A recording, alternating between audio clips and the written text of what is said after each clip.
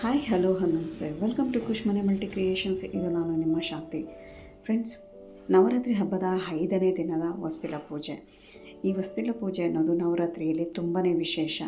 ಹಾಗೆ ನಾವು ಡೈಲಿ ಏನಪ್ಪ ಮಾಡ್ತೀವಿ ಅಂತಂದರೆ, ಬಾಗಿಲನ್ನ ತೊಳ್ಕೊಂಡು ಹೊಸ್ತಿಲು ಏನು ತೊಳ್ಕೊಂಡು ಅದಕ್ಕೆ ಡೈಲಿ ಅರಿಶಿನ ಕುಂಕುಮ ಹಚ್ಚಿ ಹೂವು ಇಟ್ಟು ರಂಗೋಲಿ ಬಿಟ್ಕೊಂಡು ದೀಪ ಹಚ್ಚೋದು ಈ ನವರಾತ್ರಿಯ ವಿಶೇಷತೆ ಅಂತಲೇ ಹೇಳ್ಬೋದು.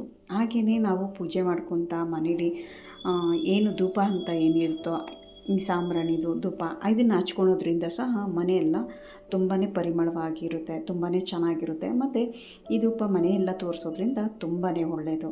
ಹಾಗೆಯೇ ಮನೆ ಪೂಜೆಯೂ ಸಹ ಆಯಿತು.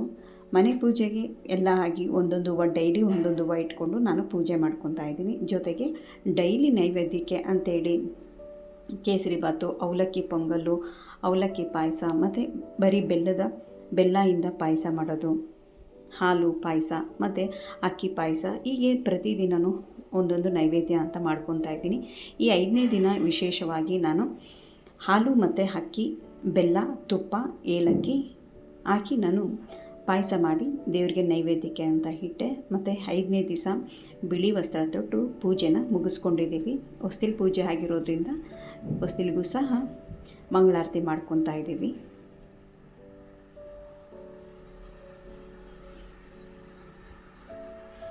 ಹಾಗೆ ಈ ಟೈಮಲ್ಲಿ ತುಳಸಿ ಕಟ್ಟೆಗೂ ಸಹ ನಾವೇನು ತುಳಸಿ ಗಿಡ ಇಟ್ಟಿರ್ತೀವೋ ತುಳಸಿಗೂ ಪೂಜೆ ಮಾಡ್ಕೊಳೋದು ತುಂಬಾ ವಿಶೇಷ ಮತ್ತು ತುಂಬಾ ಒಳ್ಳೆಯದು.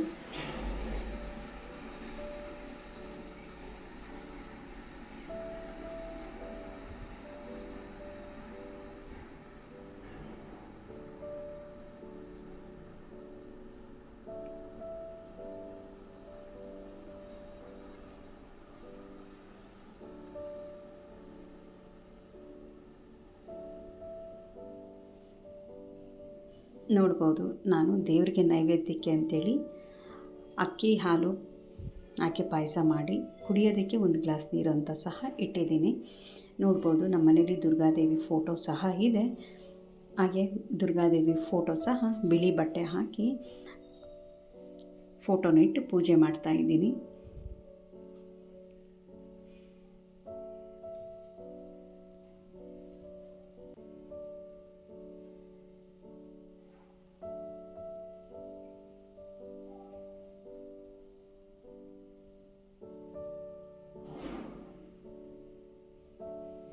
ಹಾಗೆ ನಮ್ಮೂರ ದೇವತೆಗಳ ಅಲಂಕಾರ, 5ನೇ ದಿನದ ಅಲಂಕಾರಗಳು, ಬಿಳಿ ವಸ್ತ್ರದಲ್ಲಿ ಅಮ್ಮನವರ ಅದ್ಭುತವಾದ ವಿಶೇಷವಾದ ಅಲಂಕಾರಗಳು ನೋಡ್ಬೋದು ಎಷ್ಟು ಚೆನ್ನಾಗಿದೆ ಅಂತ.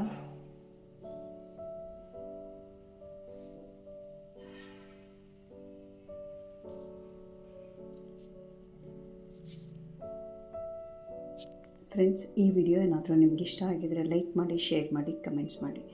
ಹಾಗೆ ಇನ್ನೂ ನನ್ನ ಚಾನಲ್ಗೆ ಯಾರೆಲ್ಲ ಸಬ್ಸ್ಕ್ರೈಬ್ ಆಗಿಲ್ವೋ ಸಬ್ಸ್ಕ್ರೈಬ್ ಆಗಿ ಬೆಲ್ ಐಕಾನ್ ಪ್ರೆಸ್ ಮಾಡಿ. Thank you friends, thanks for watching.